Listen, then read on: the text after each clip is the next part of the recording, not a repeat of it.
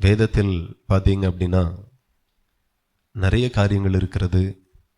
பரலோகத்தை குறித்து சத்தியம் இருக்கிறது, நரகத்தை குறித்து சொல்லப்பட்டிருக்கிறது, கனிகளை குறித்து சொல்லப்பட்டிருக்கிறது, உபதேசத்தை குறித்து சொல்லப்பட்டிருக்கிறது, வருகையை குறித்து சொல்லப்பட்டிருக்கிறது, அதே போல் அபிஷேகத்தை குறித்து சொல்லப்பட்டிருக்கிறது, ஜெபத்தை குறித்து சொல்லப்பட்டிருக்கிறது. இப்படி நிறைய காரியங்கள் வேதத்தில் சொல்லப்பட்டிருக்கிறது. இன்றைக்கு மாத்திரம் ஒரு வித்தியாசமான ஒரு தலைப்பில் நாம் தியானிக்க போகிறோம். அது என்ன அப்படின்னா, அதிகாரத்தை குறித்து வேதத்தில் சொல்லப்பட்டிருக்கிறது. அந்த அதிகாரத்தை குறித்து தான் நாம் செய்தி கேட்க போகிறோம். எத்தனை பேர் சந்தோஷமாக இருக்கீங்க? ஹல்லேலூயா. கர்த்தர் நல்லவர், நம்மோடு கூட பேசுவாராக. அப்படியே வேதம் சபையில் வரக்கூடிய ஜனங்களை சபை எப்படி மாற்றுகிறது என்கிறதை கவனிக்கணும். உலகம் சபையை என்ன சொல்லுகிறது அப்படின்னா, மதம் மாற்றுகிறார்கள் அப்படின்னு ஒரு கூட்ட ஜனங்கள் சொல்லுகிறது. ஆனால் சபை இன்னைக்கு மதம் மாற்றுகிறதா அப்படின்னு பார்த்தா இல்லை. சபையில் வரக்கூடியவர்களை கிறிஸ்துவை போலவே மாற்றுகிறது. ஹல்லேலூயா. கிறிஸ்து எப்படியோ அப்படியே சபையில் வரக்கூடிய ஒவ்வொருவரையும் எல்லாவற்றிலையும் தெய்வம் மாற்றுகிறார். ஆனால் இன்னைக்கு எல்லா வித பிரசங்கங்களுக்கும் குறைவே கிடையாது. கனிகளை குறித்து பிரசங்கம், அபிஷேகத்தை குறித்து பிரசங்கம், ஜெபத்தை குறித்து பிரசங்கம், பரலோகம் நரகம் இவைகளை குறித்து நிறைய பிரசங்கம், வருகை குறித்து, கடைசி கால அடையாளத்தை குறித்து நிறைய பிரசங்கத்தை நம்ம கேட்குறோம்.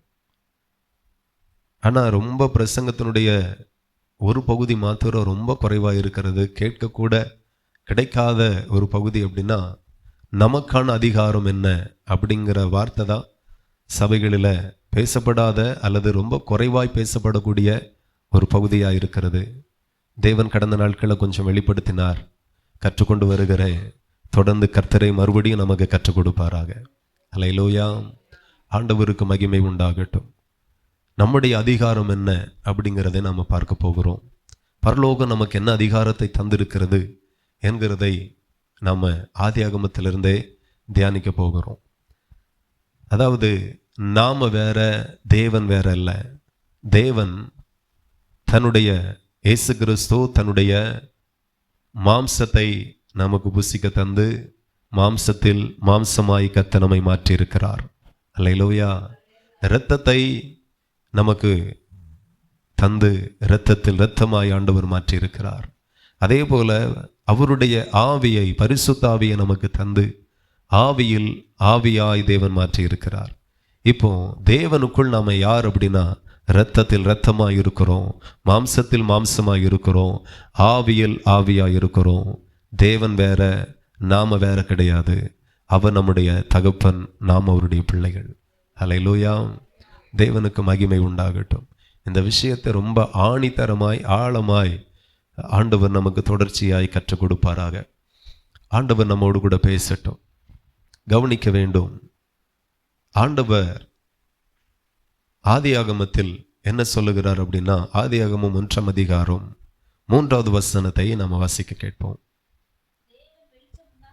தேவன் வெளிச்சம் உண்டாக கடவுது என்றார், வெளிச்சம் உண்டாயிற்று. அல்லேலூயா. இந்த வானத்தையும் பூமியையும் சிருஷ்டித்த அந்த பகுதியை நாம் பார்க்கிறோம். இந்த பகுதிகளில் எங்கேயுமே ஆண்டவர் உழைப்பால் ஒன்றை சிருஷ்டிக்கவில்லை. எல்லாவற்றிற்கும் தன்னுடைய வாயின் வார்த்தையை பயன்படுத்தினார். அல்லேலூயா. ஆமாம், வெளிச்சம் உண்டாக கடவுது. இந்த வெளிச்சத்திற்கு காரணம் நாம் நினைக்கிறோம் சூரியன், சந்திரன், நட்சத்திரம் அப்படின்னு நம்ம நினைக்கிறோம். வெளிச்சத்திற்கு காரணம் சூரியனோ சந்திரனோ கிடையாது. வெளிச்சத்திற்கு காரணம் தேவனுடைய வாயில இருந்து புறப்பட்ட அந்த அதிகாரமிக்க வார்த்தைகள். அல்லேலூயா. ஆமாவா இல்லையா? சூரியனை சந்திரன் அதுக்கு பிறகுதான் ஆண்டவர் படைச்சார். முதல்ல அவர் சொன்னார், வெளிச்சம் உண்டாக கடவுது அப்படின்னார். வெளிச்சம் உண்டாயிற்று. ஆண்டவருடைய வார்த்தையில் இருக்கிற வல்லமையை நாம் இந்த இடத்துல பார்க்கிறோம். நான் சொல்லுகிறேன், அதே வார்த்தையில் எவ்வளோ வல்லமை இருக்கிறதோ அதே வல்லமை உங்கள் வார்த்தையிலையும் இருக்கிறது. எத்தனை பேர் நம்புறீங்க? ஹல்லேலூயா. இன்னைக்கு உலக மனுஷன் என்ன தெரியுமா சொல்கிறான்? நான் சாபமிட்டா போதும், ஆமாம், அப்படியே பலிச்சிரும், நான் சொன்ன அப்படியே நடந்துரும் அப்படின்னே ஒரு கூட்டம் சுற்றிட்டு தெரியுது. அதுவும் சில ஆட்கள் பார்த்தீங்கன்னா நாக்கில் கருப்பு இருக்கும், கருநாக்கு அப்படிம்பாங்க அவங்களுக்கு. உங்கள் நாக்கு எப்படி இருக்குன்னு சத்தியமாக எனக்கு தெரியாது. ஆனால் சில ஆட்களுடைய நாக்கு கருநாக்காக இருக்கும். அவங்க இன்னும் ஒருபடி மேலே போய் சொல்லுவாங்க, கருநாக்குக்காரன் என்ன சொன்னாலும் பழிச்சிரும், எவன்கிட்ட வார்த்தை கேட்டாலும் இவன் வாயிலிருந்து ஒன்றும் கேட்டக்கூடாது, சொன்னா பலிச்சிரும் அப்படின்னு உலகத்தான் ரட்சிக்கப்படாதவன், தேவனை அறியாதவன், தேவ வார்த்தை அறியாதவன் சொல்லுவான். நான் சொல்லுகிறேன், அவன் எதை வச்சுட்டு அப்படி சொல்றான்னு எனக்கு தெரியாது. ஆனால் நான் உங்களுக்கு கர்த்தருடைய வேத வசனத்தின் மூலமாய் சொல்லுகிறேன், ஆண்டவர் சொல்லும்போது ஒன்று நடக்குமேயானால் நீங்களும் நானும் சொல்லும் போதும் நிச்சயமாய் நடக்கும். ஹல்லேலூயா. சிங்கம் வேற, சிங்கத்தினுடைய குட்டி வேற அப்படிலாம் கிடையாது. இப்போ தாய் சிங்கம் நிற்குது, நல்ல வேட்டையாடக்கூடிய அளவுக்கு வளர்ந்து திராணியாய் நிற்கிற அதனுடைய குட்டி சிங்கமும் இருக்கிறது. ரெண்டும் வேட்டையாடும். நீங்கள் யாருக்கெல்லாம் பயப்படுவீங்க? ரெண்டுக்குமே பயப்படுவோம், ஆமாவா இல்லையா? இல்லை தாய் சிங்கம் மெதுவாக கடிக்கும் அப்படின்னு நினைக்கிறீங்களா? ரெண்டுமே குறி எதுக்கு தான் வைக்கும் அப்படின்னா கழுத்துக்கு தான் வைக்கும். ஒரே அடியாக அடித்து அடுத்த கடி கழுத்தை தான் கவும். ரெண்டுக்குமே ஒரே பவர் தான். நாம் காகத்தின் வம்சம் அல்ல, சிங்கத்தின் குட்டிகள் என்று எத்தனை பேர் நம்புறீங்க? ஹல்லேலூயா. இன்னைக்கு உலகத்தானுக்கு இந்த அறிவு இருக்கு, நான் சொன்ன அப்படியே நடந்துரும், நான் சொன்ன அப்படியே பலிச்சிரும். ஆனால் நான் சொல்லுகிறேன், நம்ம வாயில் வார்த்தையில் எவ்வளோ வல்லமை இருக்கிறது, நம்ம வாயின் வார்த்தைக்கு எவ்வளோ பவர் இருக்கிறது, அதில் உள்ள அதிகாரம் என்ன என்கிறத நாம் அறியாமல் இருக்கிறோம். அதை தான் நாம் இன்னைக்கு ரொம்ப தெளிவாய் புரிய போகிறோம். புரிஞ்சிட்டீங்க அப்படின்னா நீங்கள் சூழ்நிலைகள் மேல் ஆளுகை செய்வீர்கள். ஹல்லேலூயா. ஆண்டவர் நல்லவர். நீதிமொழி 18:21 வாசிப்போம். நீதிமொழி 18:21. மரணமும் ஜீவனும் நாவின் அதிகாரத்தில் இருக்கும். ஹல்லேலூயா. இப்போ மரணமும் ஜீவனும் நாவின் அதிகாரத்தில் இருக்கும் என்று ஆண்டவர் எழுதியிருக்கிறார். யாரை பார்த்து எழுதியிருக்கிறார்? மனுஷனுக்காக எழுதியிருக்கிறார், நமக்காக எழுதியிருக்கிறார், உங்களுக்காக எழுதியிருக்கிறார். நாவில் என்ன இருக்கு அப்படிங்கிறத தெளிவாய் சொல்லுகிறார். மரணமும் ஜீவனும் நாவின் அதிகாரத்தில் இருக்கும், அதில் பிரியப்படுகிறவர்கள் அதன் கனியை புசிப்பார்கள் என்று ஆண்டவர் எழுதியிருக்கிறார். அப்போ தேவனுடைய பிள்ளைகள் கவனிக்கணும், நாவில் தான் ஜீவனும் மரணமும் இருக்கிறது. ஹல்லேலூயா. முதல்ல நாம் யாரை பார்த்து சொல்கிறோமோ இல்லையோ, முதல்ல நம்ம வார்த்தைகள் வேத வசனத்தின்படி சரியாகணும், திருத்திக்கணும், பேசுகிற ஸ்டைலை மாற்றணும், இன்னைக்கே மாற்றணும். கொஞ்சம் கொஞ்சமாக மாற்றுறேன் அப்படிலாம் சொல்லக்கூடாது. நம்ம பேசுகிற விதங்கள், பேசுகிற முறைகள் எல்லாம் இன்றைக்கே வேத வசனத்தின்படி மாறணும் என்று தேவன் விரும்புகிறார். ஹல்லேலூயா. அதாவது உலகத்தான் என்ன ஒரு காரியத்தையும் இப்போவுமே சொல்லுவான். என்ன அப்படின்னா, வேலையெல்லாம் எப்படி போகுது அப்படின்னு கேட்டு பாருங்க, ஒரு நாளும் நல்லா போகுதுன்னே சொல்ல மாட்டாங்க. கேட்டிருக்கீங்களா? நீங்கள் யார்ட்டையும் கேளுங்க, என்ன வேலையெல்லாம் எப்படி போகுது? எங்கே வேலை? மழை தண்ணி இல்லை, வேலையே இல்லை, இல்லைன்னா சுமாராக போகுது அப்படிம்பாங்க. எத்தனை பேர் இந்த வார்த்தையெல்லாம் பயன்படுத்துறீங்க? இன்று முதல் அந்த வார்த்தை நம்ம வாழ்க்கையிலே யார் கேட்டாலும் முதல்ல தேவனுடைய கிருபையினால் வேலை ஆசீர்வாதமாக இருக்குன்னு சொல்லணும். ஆமாம். சில ஆட்கள் ரொம்ப சொல்லுவாங்க, எப்படி தெரியுமா? நாங்கள் நல்லா இருக்கோம், எல்லாம் நல்லா இருக்கு அப்படிம்பாங்க. அது சொல்லச்சிலே வேற ஆவியில் சொல்கிறாங்கன்னு நமக்கு புரியும். அதனால் முதல்ல யாரை சொல்லணும்? தேவனுடைய கிருபையினால் ஆசீர்வாதமாக இருக்கு, எல்லாம் ஆசீர்வாதமாக நடக்குது. யார்கிட்ட கேளுங்க, உலகத்தான் பேசுகிற மாதிரியே நம்ம பேசுவோம். ஆனால் ஆண்டவர் சொல்லுகிறார், மரணமும் ஜீவனும் நாவின் அதிகாரத்தில் இருக்கிறது. என் ஆண்டவர் சொல்லும்போது வெளிச்சம் உண்டாயிற்று, நீங்கள் சொன்னாலும் வெளிச்சம் உண்டாகும். ஹல்லேலூயா. அதை முதல்ல நீங்கள் நம்பணும், தோல்வியை ஏற்றுக்கொள்ளக்கூடாது. ஆமாம். கடனில் இருக்கீங்களா? நீங்கள் சொல்லுங்கள், இந்த வருஷம் 10 லட்சம் ரூபா, இந்த வருஷம் ஆரம்பத்தில் 10 லட்சம் ரூபா கடனில் இருக்கிறேன், ஆனால் முடியும் போது இந்த வருஷத்தில் 10 லட்சம் ரூபாய் என்னுடைய கரத்தில் மீதியாக இருக்கும், இதை கொடுக்க தேவன் உண்மை உள்ளவராக இருக்கிறார். நீங்கள் சொல்லிட்டே இருக்கணும். சில நேரம் நம்ம சொல்ல சொல்ல சூழ்நிலை மோசமான மாதிரி இருக்கும். ஒரு விளையாட்டு வீரன் ஒருபோதும் தோல்வியை ஒற்றுக்கொள்ள மாட்டான். ஒருக்கா தோத்தா என்ன, மறுபடியும் ஓடுவோம். ஒருக்க வெற்றி கிடைக்காட்டா இன்னும் மறுபடி ஓடுவோம், இன்னும் ட்ரை பண்ணுவோம், இன்னும் முயற்சி பண்ணுவோம். அப்படியே பண்ணி பண்ணி ஒரு நாள் அந்த வீரன் வெற்றி பெறுவான். ஹல்லேலூயா. ஆமா, எலியா ஜெபிக்கிறார் மழைக்காக. அவர் சொல்லுகிறார், என் வார்த்தையை அன்றி மழையும் வராது பனியும் வராது. ஆமாவா இல்லையா? யார் வார்த்தை? என்ன எலியா என்ன கடவுளா? நம்மளை விட பெரிய ஆளா? இரத்தத்தினால கழுவப்பட்டவரா? இயேசு கிறிஸ்துனுடைய சரீரத்தில் அவருக்கு பங்கு உண்டா? அவருடைய இரத்தத்தில் அவருக்கு பங்கு உண்டா? கிடையாது. ஆவில மட்டும்தான் பங்கு. நமக்கோ பிதாவாகிய தேவன் தன்னுடைய ஒரே பேரான குமாரனை நமக்காக இரத்தம் சிந்த வைத்தார், நமக்காக சரீரத்தை ஒப்பு கொடுக்க வைத்தார். அதோடு நிற்காமல் அவருடைய சரீரத்தை மாம்சத்தை புசிக்கும்படி ஆண்டவர் தந்தார். இரத்தத்தை பானம் பண்ணும்படி நமக்கு தந்தார். இரத்தத்தில் இரத்தமும் மாம்சத்தில் மாம்சமுமாய் இருக்கிறோம். கிறிஸ்துவின் ஆவியை பெற்று ஆவியில் ஆவியாய் இருக்கிறோம். நான் சொல்லுகிறேன், எலியாவை காட்டிலும் நீங்க விசேஷித்தவர்கள்.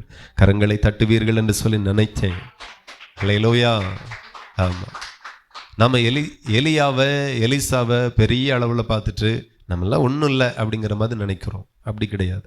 அவர்களை காட்டிலும் நாம் விசேஷித்தவர்கள் என்று முதல்ல நம்ம நம்பணும், விசுவாசிக்கணும். நிறைய உலகத்தில் நிறைய பேர் தப்பு தப்பாக பேசுவாங்க. அதையே கேட்டு நமக்கும் பழகி போச்சு. போன வருஷம் எல்லாம் பரவாயில்லாமல் இருந்து இந்த வருஷம் சுத்தமாக ஒன்றும் நடக்கலை, ஒன்றும் இல்லை, இந்த வருஷம் ஆரம்பமே சரியில்லை. அவன் என்ன பேசுகிறானோ அப்படியே நாமளும் பேச ஆரம்பிச்சிட்டோம்.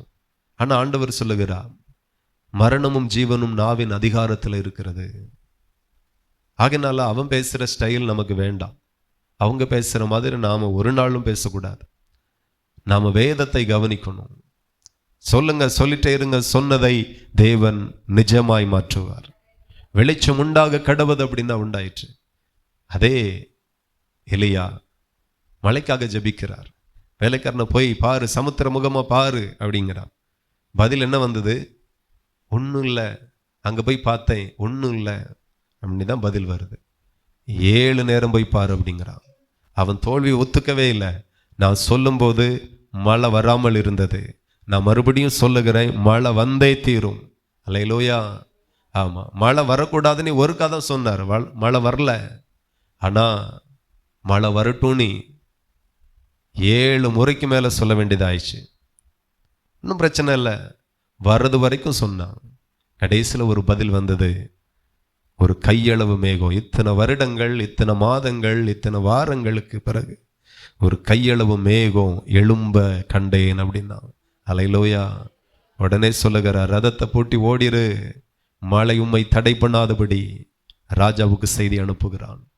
இவனும் ஓடுகிறான். அவன் சொல்லி முடிய வானம் கருக்கிறது, மழை வந்துச்சு. அல்லேலூயா. ஜெபம் சாதாரணதல்ல, வார்த்தை சாதாரணதல்ல. அந்த வார்த்தைக்கு ஒரு வல்லமை இருக்கிறது. நீங்க சாதாரணவர்கள் கிடையாது, நீங்க தேவனுடைய பிள்ளைகள். என்ன ஒரு வசனத்தை எடுத்து வாசித்து அவங்களுக்கு புரியும்.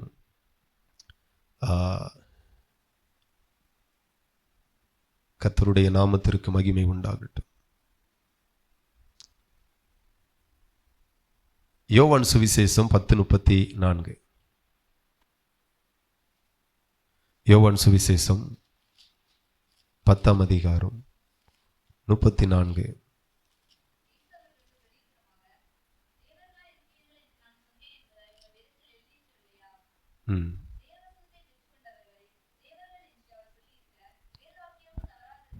அல்லேலூயா.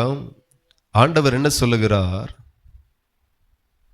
34வது வசனம். அங்கேயும் அவர்களுக்கு என்ன பிரச்சனை அப்படின்னா, இயேசு சொல்லுகிறார், நான் தேவனுடைய குமாரன். தீர்க்கதரிசின்னு சொல்லியிருந்தா தப்பியிருப்பார். தீர்க்கதரிசின்னு சொன்னா அங்கே இருந்த ஜனங்கள் அவரை ஏற்றுக்கொண்டிருப்பார்கள். ஆனால் அவர் சொன்னதே என்ன அப்படின்னா, நான் தேவனுடைய குமாரன். பிசாசு இதை விரும்புகிறது கிடையாது. பிசாசுக்கு எப்போ ரொம்ப கோபம் வரும் அப்படின்னா, என்னைக்கு நீங்க தேவனுடைய குமாரன், நான் தேவனுடைய குமாரத்தி அப்படின்னு சொல்லுகிறத அவன் ஒரு நாளும் ஏற்றுக்கொள்ள மாட்டான். இந்த இடத்துல அவருக்கு பெரிய பிரச்சனை வந்ததே இதுதான். நான் தேவனுடைய குமாரன் அப்படின்னா அதுதான் அவங்களுக்கு பெரிய பிரச்சனை. அதை எப்படி சொல்லலாம்? சொல்ல என்ன தகுதி இருக்கு? எப்படி சொல்லலாம்? அதுதான் அவங்களுடைய பிரச்சனை. அப்ப ஆண்டவர் இயேசு கிறிஸ்து அந்த இடத்துல விளக்கம் கொடுக்கிறார். அதுதான் யோவான் சுவிசேஷம் 10ஆம் அதிகாரத்தில் 34, 35 வசனங்களில் வாசிக்கிறோம். இயேசு அவர்களுக்கு பிரதியுத்தரமாக, தேவர்களாய் இருக்கிறீர்கள் என்று நான் சொன்னேன் என்பதாய் உங்கள் வேதத்தில் எழுதியிருக்கவில்லையா? தேவ வசனத்தை பெற்றுக்கொண்டவர்களை தேவர்கள் என்று அவர் சொல்லியிருக்க வேத வாக்கியம் தவறாதிருக்கிறது. அல்லேலூயா. தேவ வசனத்தை பெற்றுக்கொண்ட எல்லாரும் யாராம்? எவ்வளோ கஷ்டமா இருக்கு பாருங்க. சத்தமா சொல்லுங்க, பிசாசு வெட்கப்படட்டும். அல்லேலூயா. ஆமா, தேவ வசனத்தை பெற்றவர்கள். இதை வீட்டில் போய் 10 நேரம் சொல்லிட்டு ஞாயிற்றுக்கிழமை வசனம் சொல்லுங்க. என்ன, சண்டே ஸ்கூல் பிள்ளைகளை சொல்லி வைக்கிற மாதிரி உங்களெல்லாம் சொல்ல வைக்கணும். திக்குது நமக்கு. இதே இது நான் பாவி அப்படின்னு சொல்ல சொன்னா சத்தமா சொல்லிப்பேன், நான் பாவி, ஆமா, நான் குப்பை, நான் தூசி, அப்படியெல்லாம் சொல்ல சொன்னா நீங்க அழகா ஸ்வீட்டா ராகமா கம்பீரமா சொல்லியிருப்பீங்க. அடுத்தானே? அதான் வீட்டில் ஜெபம் பண்ணச்சுல சொல்றீங்களாமே, ஆண்டவரே நான் ஒரு குப்பை, நான் ஒரு தூசி. தூசியா ரத்தத்தினால கழுவி சுத்திரிச்சாரு. அன்னைக்கு எல்லாம் போயிடுச்சு. என்னைக்கு ரட்சித்தாரோ, என்னைக்கு ரத்தத்தினால கழுவி நம்ம ஞான ஸ்நானப்படுத்தினாரோ, என்னைக்கு அபிஷேகித்தாரோ, அன்னைக்கே அதுக்கு முன்பதாக நம்ம தூசியா இருந்தது உண்மைதான், குப்பையா இருந்தது உண்மைதான். புழுதில இருந்தும் குப்பையிலிருந்து கர்த்தர் நம்மை தூக்கி எடுத்து உயர்த்தினார். அல்லேலூயா. அதுக்கு பிறகு அந்த சிந்தை மாற மாட்டேங்க நிறைய பேருக்குள்ள. நான் பாவி, அப்படிதான் இருக்குது. நான் தகுதி இல்லாதவன், வார்த்தையெல்லாம் சொல்லவே கூடாது. நான் யார் என்கிறத நல்லா புரிஞ்சுக்கணும். உங்க பிள்ளைகள் வீட்டுக்குள்ள எவ்வளவு உரிமையோடு வராங்க. என்ன ஒரு ஆள் வருமா? என்ன வராது. ஏன்? அந்த பிள்ளைகளுக்கு தெரியுது இது நம்ம வீடு.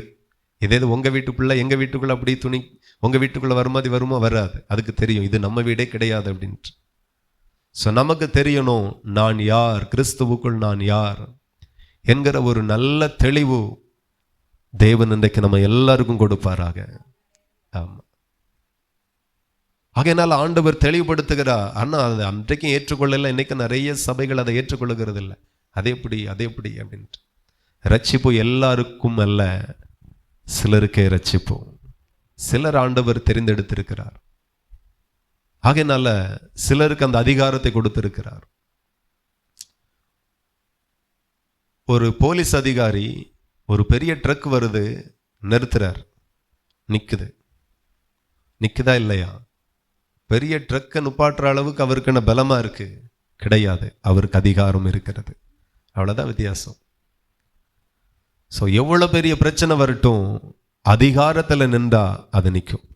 அதே இது போலீஸ் ஆஃபீஸர் சாதா நம்மளை போல ஒரு வேஷ்டியோ ஒரு சாரமோ கட்டிட்டாங்க போய் ட்ரக்கை நுப்பாட்டின நிற்குமா? அது நிற்காது. மரியாதையா ஒதுங்கிடணும். ஆனா அவர் ஒரு யூனிஃபார்ம்ல போய் ரோட்ல நின்று பெரிய ட்ரக்கை நுப்பாட்டினா கூட அது நிற்கும். அவருக்கு பயந்தல்ல, அவர் மேல ஒரு அதிகாரம் இருக்கிறது. நான் சொல்லுகிறேன், நம்ம மேல தேவன் கொடுத்த ஒரு அதிகாரம் இருக்கிறது. அல்லேலூயா. அந்த அதிகாரத்தை முழு அளவில் செயல்படுத்தணும், பேசணும். நம்ம பேசுகிறது உருவாகும். எத்தனை பேர் நம்புறீங்க? ஆமா, நமக்கு அந்த அதிகாரம் இருக்கிறது. நம்ம சொல்லும் போது அது நடக்கும். தோல்வி ஏற்றுக்கொள்ளவே கூடாது. ஆமா, கோழி பண்ணையில போய் நின்று சொல்லணும், மறுபடியும் கட்டப்படுவதாக. ஹல்லேலூயா. ஸோ அதான் ஆண்டவர் அதை எதிர்பார்க்கிறார். சொல்லக்கமா பைசா கொடுக்கணும், சொல்லக்கமா லோன் வாங்கணும், உங்களுக்கு ஒன்றும் வேண்டாம், சொல்லணும். அந்த வாயில ஜீவன் இருக்கு என்கிறத நம்பணும். நம்ம 24 மணி நேரமும் நான் தகுதி இல்லைன்னு இருந்தா வேற எப்படி? கர்த்தர் உங்களை தகுதிப்படுத்தி இருக்கிறார், அதிகாரப்படுத்தி இருக்கிறார். என்னுடைய அதிகாரம் என்ன என்கிறது முதல்ல எனக்கு தெரியணும். தெரியாட்டா அதிகாரத்தை பயன்படுத்தவே முடியாது. ஆண்டவர் சொல்லுகிறார், தேவ வசனத்தை பெற்றுக்கொண்டவர்களை தேவர்கள் என்று அவர் சொல்லி இருக்க வேத வாக்கியம் தவறாததாய் இருக்கிறது. வேத வாக்கியம் தவறாது, தவறி போகாது. சொன்னதுதான். அல்லேலூயா. சொன்னதுதான். நாம சாதாரணவர்கள் கிடையாது, அசாதாரணமானவர்கள். அதை முதல்ல நீங்க உணரணும். அல்லேலூயா. கர்த்தருடைய நாமத்திற்கு மகிமை உண்டாகட்டும். இப்போ என்ன ஒரு வசனத்தை கூட நம்ம வாசிப்போம். மத்தேயு எழுதின சுவிசேஷம் 21:19.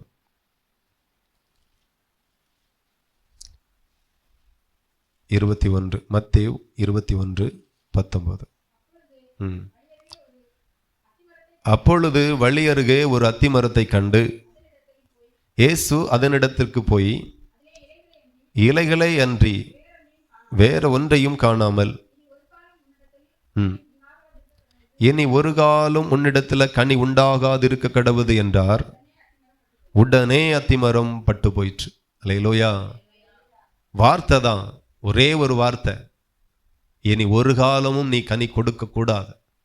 சொன்னவுடன் அப்படியே நடந்துச்சு. இந்த அதிகாரம் இயேசு கிறிஸ்துவுக்கு மட்டுமல்ல, அவருடைய சீசர்களுக்கும் உண்டு, அவரை பின்பற்றுகிற விசுவாச பிள்ளைகளுக்கும் உண்டு. எத்தனை பேர் நம்புறீங்க? ஹல்லேலூயா. என்னைக்குமே தோல்வியானதை பேசாதிருங்க. உங்களுக்கு ஒரு அதிகாரம் பரலோகத்தால் கொடுக்கப்பட்டிருக்கிறது. ஆமா, பரலோகத்தின் தேவன் நமக்கு அதிகாரத்தை தந்திருக்கிறார். பாருங்க, போன ஆட்சியில் சிலர் அமைச்சராக இருந்திருப்பாங்க, சிலர் சபாநாயகராக இருந்திருப்பாங்க, சிலர் துணை முதலமைச்சராக இருந்திருப்பாங்க, எம்எல்ஏவாக இருந்திருப்பாங்க. அந்த அதிகாரம் வந்த உடனே அவங்க பார்வை, பாவனை, நட, செயல் எல்லாமே வித்தியாசமாயிரும்.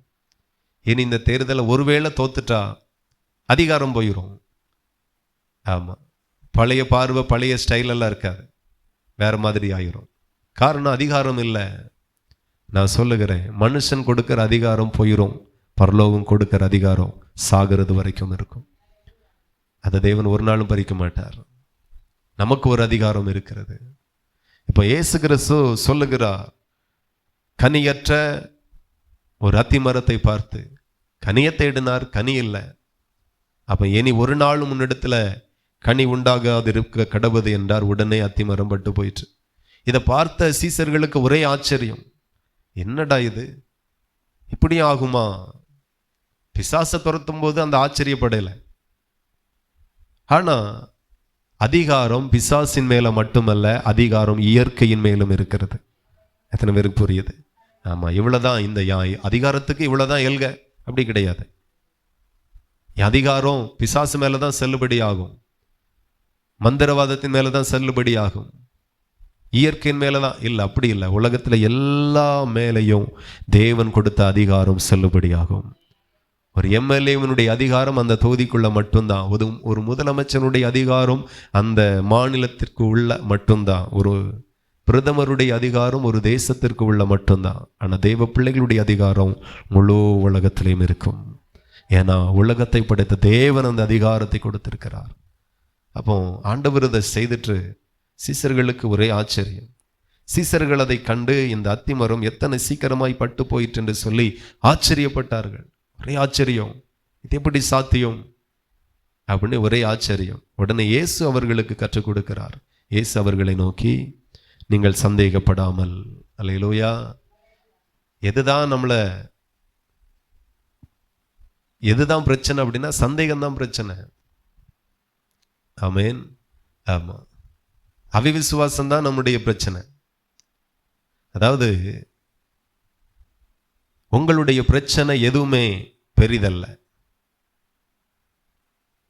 ஒருவேளை இந்த வார்த்தையை சொல்லும்போது உங்களுக்கு ஒரு ஆச்சரியமா இருக்கும், இவ்வளோ பெரிய வியாதியில் இருக்கிறேன், பிரச்சனை பெருசு இல்லையா? இவ்வளோ பெரிய கடலில் இருக்கிறேன், இந்த பிரச்சனை என்ன பெருசு இல்லையா அப்படின்னு நீங்கள் நினைக்கலாம். நான் மறுபடியும் சொல்லுகிறேன், உங்கள் பிரச்சனை ஒன்றும் பெரியது இல்லை. ஏன் பெருசா இருக்கு அப்படின்னா உங்க அவிவிசுவாசம் பெருசா இருக்கு, அதனால தான் உங்க பிரச்சனையும் பெருதா இருக்கு. விசுவாசம் பெருசா மாறுன்னா பிரச்சனை எல்லாம் சின்னதா மாறிடும். அல்லேலூயா. ஆண்டவர் கற்றுக் கொடுக்கிறார் எப்படி செயல்படுத்தணும். இந்த அத்திமரம் இவ்வளவு சீக்கிரமாய் பட்டு போனதற்கு என்ன காரணம், என்ன ரகசியம் இருக்கிறது, அதை ஆண்டவர் கற்றுக் கொடுக்கிறார் சீசர்களுக்கு. அவர் சொல்லுகிறார், இயேசு அவர்களை நோக்கி, நீங்க சந்தேகப்படாமல் விசுவாசம் உள்ளவர்களாய் இருந்தால் இந்த அத்திமரத்திற்கு செய்ததை நீங்கள் செய்வதும் அல்லாமல், இந்த மலையை பார்த்து நீ பெயர்ந்து சமுத்திரத்திலே தள்ளுண்டு போ என்று சொன்னாலும் அப்படியே ஆகும் என்று மெய்யாகவே உங்களுக்கு சொல்லுகிறேன். அல்லேலூயா. எத்தனை பேர் நம்புறீங்க? அவர் சொல்றாரு, நான் சின்ன ஒரு மரத்தை பார்த்து தான் சொன்னேன், நீங்க மலையே பார்த்து சொன்னாலும் நடக்கும் அப்படிங்கிறார்.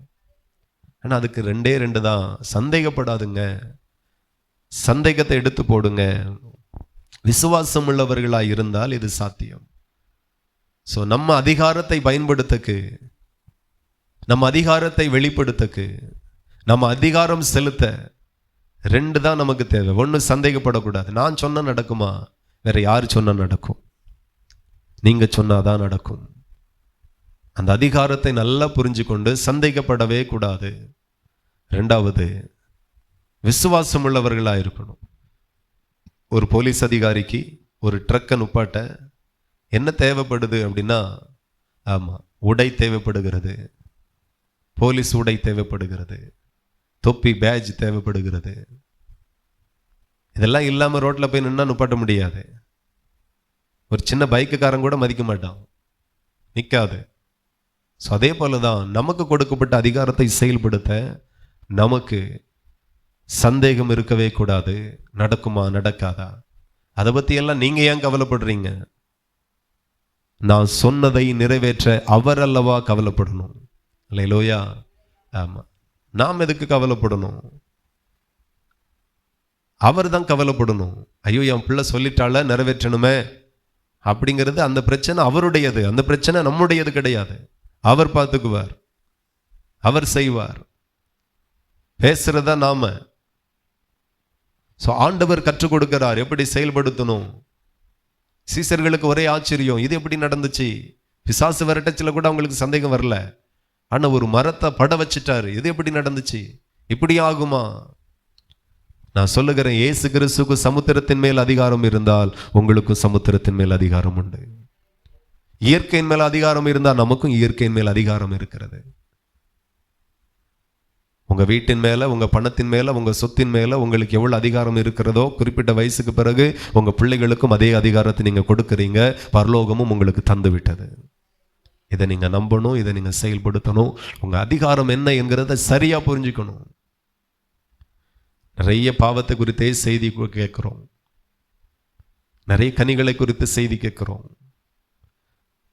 பரலோகத்தை குறித்து, வருகையை குறித்து, உபதேசத்தை குறித்து, சத்தியத்தை குறித்து நிறைய கேட்கிறோம். அதெல்லாம் நமக்கு நல்ல விளங்குது. நான் சொல்லுகிறேன், உங்கள் அதிகாரம் என்ன என்கிற சத்தியமும் நமக்கு ரொம்ப தேவை. அல்லேலூயா. இதுவே உங்களுடைய அதிகாரமாய் இருக்கிறது. நீங்க யாரும் சாதாரணவர்கள் கிடையாது. நான் என்ன பேசுறேன் அப்படிங்கிறத, நீங்க என்ன பேசுறீங்க அப்படிங்கிறத சரியா கவனிங்க. நான் சரியா தான் பேசுறேனா? என்ன பேசினாலும் பெஸ்டா பேசுங்க. எப்படி இருக்கீங்கன்னு கேட்ட, ஆண்டவர் கிருபைனால ரொம்ப நல்லா இருக்குதோ சொல்லுங்க. ஆண்டவர் மகிமைப்படட்டும். கர்த்தர் அதை தான் விரும்புகிறார். தொழிலெல்லாம் எப்படி போகுது? ரொம்ப ஆசீர்வாதமா போகுது. ஆண்டவருடைய தயவினால் சொல்லுங்க. அதை தப்பு தப்பா பேசாதுங்க. பாஸ் ஆகிருவேன், பாஸ் ஆகிருவேன், ஆண்டவர் இருக்கிறார், ஈஸி, எல்லாம் ஈஸியா பாஸ் ஆகிரும், வெற்றி உண்டு. நம்ம வாயின் வார்த்தையில அவ்வளோ வல்லமை இருக்கிறது. அதை முதல்ல நாம புரியணும். எது நடந்தாலும் டக்குன்னு சொல்லுங்க, ஐயையோ போச்சே அப்படின்னு சொல்லாதிருங்க. நம்ம எதை கேட்டாலும் அப்படியா, ஐயையோ போச்சே அப்படிங்கிற வார்த்தை வரக்கூடாது. அப்படியா, கர்த்தர் பெரிய காரியத்தை செய்வார். என்ன கேட்டாலும் உடனே நீங்க, அதாவது சூழ்நிலைகளோடு எதிர்த்து நிற்கணும். ஆமாம், அதுதான் மோசே. இந்த பரிசுத்தவான்களுக்கு அந்த ரகசியம் நல்லா புரியுது. நமக்கு புரியாம போனதுதான் பெரிய கஷ்டம். செங்கடலை பார்த்து எல்லா ஜனங்களும் சோர்ந்து போய் அழுது கொண்டு புலம்பிக் கொண்டு நிற்கிறாங்க. ஆண்டவர் சொன்னனால சொல்லல, மோசே சொல்லுகிறான், நீங்க சும்மா இருப்பீர்கள், கர்த்தர் உங்களுக்காக யுத்தம் செய்வார். அல்லேலூயா. சும்மா தான் சொன்னாரு, நடந்துச்சா இல்லையா? ஆண்டவர் வந்து சொன்னாரு, அந்த வார்த்தையை நீ சொல்லுப்பா, ஜனங்கள் பயந்துட்டு இருக்காங்க, நீ சொல்லு, இப்படியே சொல்லு, இந்த பேட்டர்ன்ல சொல்லு, அப்படிலாம் சொல்லி கொடுக்கல. அவராகவே சொல்றாரு. சொன்னதை பரலோகம் நிறைவேற்றி கொடுத்துச்சு. இவங்க யுத்தம் பண்ணல, தேவனே இறங்கி யுத்தம் பண்ணினார். நான் சொல்லுகிறேன், நீங்க சந்திக்கிற என்ன பிரச்சனையா இருக்கட்டும், இந்த யுத்தம் உங்களுடையதல்ல, இந்த யுத்தம் கர்த்தருடையது என்று எத்தனை பேர் சொல்லுகிறீர்கள்? ஆமா, இந்த பிரச்சனை என்னுடையதல்ல, இந்த பிரச்சனை கர்த்தருடையது. அவரை பார்த்துக்குவார். நாம் அந்தந்த ஸ்பாட்ல வரக்கூடியதெல்லாம் அந்தந்த ஸ்பாட்ல முடிச்சிடணும். ஆமா, உடனே அதெல்லாம் ஒன்றும் இல்லை. ஆமா, அற்புதமா மாறும். இந்த வார்த்தை, ஒரு செய்தி வந்த உடனே நம்ம வாயிலிருந்து புறப்படக்கூடிய வார்த்தை எவ்வளோ வெற்றி உள்ளதாக இருக்கிறதோ அவ்வளோ வெற்றியாய் அது மாறும். ஸோ வார்த்தையில் அவ்வளோ வலிமை இருக்கிறது, வல்லமை இருக்கிறது. அதை புரியாமல் நம்ம தப்பு தப்பாக பேசிட்டோம் அப்படின்னா அற்புதம் நடக்காது, அற்புதம் நடக்காது. அதை தான் ஆண்டவர் சீசர்களுக்கு கற்றுக் கொடுக்கிறார். சந்தேகமே படாத விசுவாசமாக இருக்கணும். இருந்துட்டு மலையை பார்த்து சொன்னா கூட அது நடந்துரும். நான் ஒரு மரத்தை பார்த்து தான் சொன்னேன், நீ மலையே பார்த்து சொல்லு, நடக்கும். கற்றுக் கொடுக்கிறார். கற்றுக்கொண்டார்கள். இவர்களுக்காகவும் பரவாயில்ல, கற்றுக் கொடுக்க இயேசு இருந்தார். ஆனா எலியாவுக்கு யார் இருந்தா? ஒருத்தரும் கிடையாது. எப்படி கற்றார்கள் தெரியாது. தேவன் அப்படின்னா சாதாரணவர் கிடையாது. அவங்க இயல்பாகவே அதெல்லாம் கற்றுக்கொண்டு இருந்தார்கள். சிலர் வாழ்க்கையில ஜெயித்தார்கள். அன்றைக்கு கற்றுக் கொடுக்க இயேசு இருந்தார். இன்றைக்கு கற்றுக் கொடுக்க இயேசு ஒரு ஊழியக்காரனை வைத்திருக்கிறார். கற்றுக்கொள்ளுவோம், புரிந்து கொள்ளுவோம். சாதாரணவர் அல்ல நம் தேவன், மகா பெரியவர். ஹல்லேலூயா. ஆகவே அவர் கற்றுக் கொடுக்கிறார். இதை நீ புரிஞ்சிக்க. இயேசு அவர்களை நோக்கி, நீங்க சந்தேகப்படாமல் விசுவாசம் உள்ளவர்களாய் இருந்தால் இந்த அத்தி மரத்திற்கு செய்ததை நீங்கள் செய்வதும் அல்லாமல் இந்த மலையை பார்த்து நீ பெயர்ந்து சமுத்திரத்திலே தள்ளுண்டு போய் என்று சொன்னாலும் அப்படி ஆகும் என்று மெய்யாகவே உங்களுக்கு சொல்லுகிறேன். மேலும் நீங்கள் விசுவாசம் உள்ளவர்களாய் ஜெபத்திலே எவர்களை கேட்பீர்களோ அவைகள் எல்லாம் பெறுவீர்கள் என்றார். எல்லாம் கற்றுக் கொடுத்துட்டே வரார். ஆனா இயேசு கிறிஸ்துவுக்கு பிறகு, அவர் பரமேறி போன பிறகு சீசர்கள் அதன்படியே செய்தார்கள். அல்லேலூயா. கற்றுக்கொண்டதை ஊழியத்தில் செயல்படுத்தினார்கள். ஆமா, நிறைய இடங்கள்ல பாருங்க, ஜெபம் பண்ண மாட்டாங்க. ஜெபம் தேவைகளுக்காக பண்ணுகிறது ஜெபம் மட்டுமல்ல, தேவனோடு உறவுக்காக ஜெபம் பண்ணுங்க, ஐக்கியமா இருக்கக்காக ஜெபம் பண்ணுங்க. மற்ற நேரத்தில் அதிகாரத்தை பயன்படுத்துங்க. பேதுருவிடத்துல ஏதாகிலும் கிடைக்கும் என்று சொல்லி பிச்சை கேட்டான். அண்ணா அவர்கள் சொல்லுகிறார்கள், வெள்ளியும் பொண்ணும் என்னிடத்துல இல்லை, என்னிடத்துல இருக்கிறதை நான் உனக்கு கொடுக்கிறேன், இயேசுவின் நாமத்தில் எழும்பி நட. இது ஜெபமா அதிகாரமா? நிறைய இடத்துல நீங்க பாருங்க, நான் சொல்லுகிறேன், வியாதியை பார்த்து ஜெபிக்காதுங்க, பிசாசை பார்த்து ஜெபிக்காதுங்க. பிசாசை ஆமா தயவு செய்து போயிருது, அந்த வேலையே இல்லை. ஸோ வியாதி, பிசாசு, சப்பானி, குஷ்டரோகி உங்களெல்லாம் பார்த்து பிதாவே அப்படின்னு கூப்பிடல, இயேசுவின் நாமத்தில் திறக்கப்படுவதாக. எனக்கு சித்தம் உண்டு, சுத்தமாக ஜெபிக்கல எந்த இடத்திலையும். ஸோ அதெல்லாம் ரொம்ப கவனிக்கணும். என்னிடத்துல உள்ளதை உனக்கு தருகிறேன், இயேசுவின் நாமத்தில் எழும்பி நட, அவ்வளவுதான். ஸோ வார்த்தை, நான் யாரு என்கிறதை புரிந்தால் மட்டுமே அந்த சூழ்நிலைகள் அந்த வார்த்தைகள் வெளிப்படும், இல்லை வராது. ஆமா, வராது. நீங்க அடிக்கடி வாழ்க்கையில செயல்படுத்தணும். அற்புதம் சும்மா நடக்காது. அற்புதத்தை செய்கிறவர்களே நீங்க தான். எத்தனை பேருக்கு புரியுது?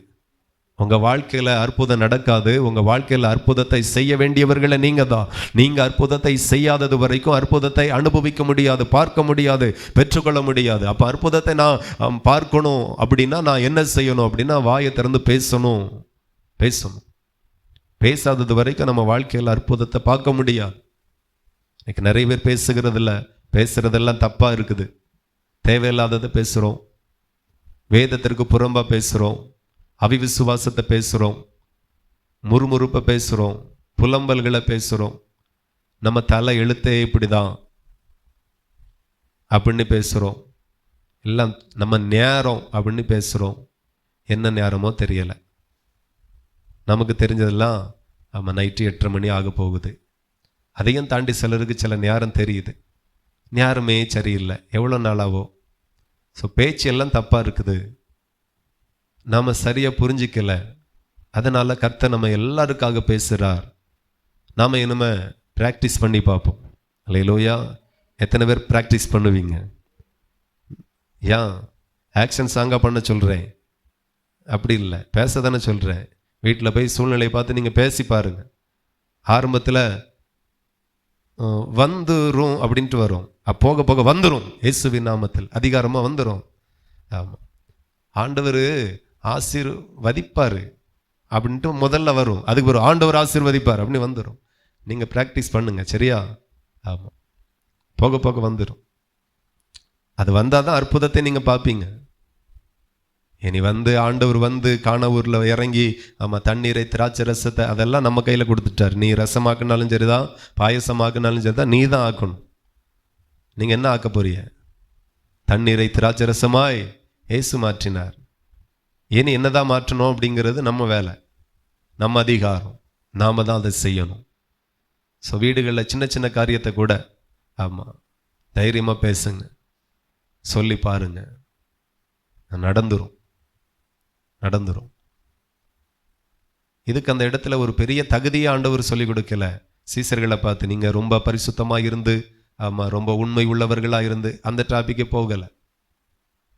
அவனை பார்த்து சொல்லி கொடுக்கிறார், பரிசுத்தம் வேணும் தான், உண்மை வேணும் தான், ஆனால் அற்புதம் செய்யக்கு எல்லாத்தையும் தாண்டி முதல்ல என்ன வேணும் அப்படின்னா சந்தேகப்படக்கூடாது, அவிவிசுவாசமாக இருக்கக்கூடாது. சந்தேகப்படாமல் விசுவாசத்தோடு நீங்கள் மலையை பார்த்து சொன்னால் கூட அது நடக்கும். அவ்வளோதான். பரலோகம் உங்களை முழு தகுதி உள்ளவர்களாய் மாற்றி இருக்கிறது. முதல்ல அதை ஒவ்வொரு தேவனுடைய பிள்ளைகளும் நம்பணும். ஆமேன். சரி, மீதி உள்ளதை அடுத்த வாரம் பார்ப்போம். கண்களை மூடி ஜெபிக்கலாம். கர்த்தர் நல்லவர். சமூகத்தில் எல்லாரும் ஜெபிக்கலாம். கண்களை மூடி. பரலோகத்தின் ஆண்டவர் நல்லவர், நம்மோடு பேசி இருக்கிறார். அவர் நம்மோடு பேசி கொண்டிருக்கிறார். வார்த்தைகளை கேட்கிறவர்கள் அப்படியே மாறும். பழையவைகள் எல்லாம் ஒளிந்து போகட்டும். பழைய பேச்சு, பழைய சிந்தை, பழைய நினைவுகள் எல்லாம் ஒளியட்டும். புது சிருஷ்டியாய் மாறுங்க. நீங்க சாதாரணவர்கள் கிடையாது. தேவன் சொன்னால் ஆகும் அப்படின்னா தேவ பிள்ளைகளாக நீங்க சொன்னாலும் ஆகும். சந்தேகப்படவே கூடாது. அவிவிசுவாசமாக இருந்து பேசக்கூடாது. சொன்னது நடக்க இந்த 2 தகுதிகள் தான். உங்களுக்கு அதிகாரம் இருக்கிறது. ஹல்லேலூயா. ஸ்தோத்திரம், ஸ்தோத்திரம், ஸ்தோத்திரம், ஸ்தோத்திரம், ஸ்தோத்திரம். தேவ வசனத்தை பெற்றுக்கொண்டவர்கள் தேவர்கள் என்று இயேசு சொல்லுகிறார். தேவன் வேற, நீங்க வேற அல்ல. வார்த்தை உங்களை தேவனுக்கு பிள்ளைகளாய் மாற்றி கொண்டிருக்கிறது. சத்தியத்தை அறியுங்கள், சத்தியம் உங்களை விடுதலையாக்கும். புரிஞ்சுக்கோங்க, சத்தியம் என்ன சொல்லி இருக்கிறது, என்னை குறித்து என்ன சொல்லி இருக்கிறது, அதிகாரம் என்ன என்கிறதை புரிந்து கொள்ளுங்க. நிறைய பேருக்கு அதிகாரம் என்ன என்கிறது தெரியல. நீ ஒரு மாநிலத்திற்கு அதிகாரி அல்ல, ஒரு மாவட்டத்திற்கு மட்டும் அதிகாரம் அல்ல, முழு உலகத்திற்கும் தேவன் உங்களை அபிஷேகம் பண்ணி வைத்திருக்கிறார், ரட்சித்து வைத்திருக்கிறார். உங்களை கொண்டு இந்த உலகத்திற்கு ஏதோ ஒன்றை செய்ய போகிறார். விசுவாசிங்க. Glory. Thank you Lord. Glory. Hallelujah. இயேசு நல்லவர். அன்பு தகப்பன், எங்களோடு பேசினதற்காக நன்றி. உங்களை போலவே மாறணும் பாப்பா.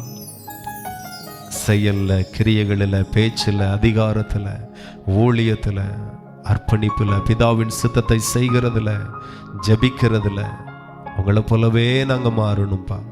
உதவி செய்யுங்க. வந்திருக்கிற எல்லாரையும் ஆசீர்வதிங்க. எல்லாரையும் ஆசீர்வதிங்க. சபை ஆசீர்வதிங்க. சபை நிரம்பி வழிவதாக, ஆத்துமாக்களினால நிரம்பி வழிவதாக, இந்த ஊழியம் வளருவதாக இயேசுவின் நாமத்தில். சுற்றிலும் இருக்கிற கிராமங்களில் இருந்த ஆத்துமாக்கள் கடந்து வருவார்களாக. ரட்சிக்கப்படாத எல்லா குடும்பங்களுக்கு இந்த ரட்சிப்பின் வாசலா இந்த சபை மாறுவதாக. பலத்த அற்புத அடையாளங்கள் சபையில நடப்பதாக. சப்பானிகள் நடப்பார்களாக, முடவர்கள் நடப்பார்களாக, குருடர்கள் பார்வை அடைவார்களாக, கூணர்கள் நிமிருவார்களாக, வியாதிஸ்தர்கள் சுகம் அடைவார்களாக. இயேசுவின் நாமத்தில் பரலோகம் அப்படியே செய்கிறதற்காய் நன்றி. ஆசீர்வதிங்க. தாழ்த்துகிறோம், வழி நடத்தும் இயேசுவின் நாமத்தில் ஜெபிக்கிறோம். ஜெபங்களும் நல்ல பிதாவே. ஆமென். ஆத்துமாவே கர்த்தரை ஸ்தோத்திரி, என் முழு உள்ளமே பரிசுத்த நாமத்தை ஸ்தோத்திரி. ஆத்துமாவே கர்த்தரை ஸ்தோத்திரி, கர்த்தர் செய்த சகல உபகாரங்களை மறவாதே. ஆமென். கர்த்தராகிய இயேசு கிறிஸ்துவின் கிருபையும் பிதாவாகிய தேவனுடைய அன்பும் பரிசுத்த ஆவியின் ஐக்கிய சிநேக காவலும் என்றும் என்றும் சதா காலமும் நாம் அனைவரோடும் என்றென்றைக்கும் இருப்பதாக. ஆமென். ஹல்லேலூயா. கர்த்தர் தாமே உங்களை ஆசீர்வதிப்பார்.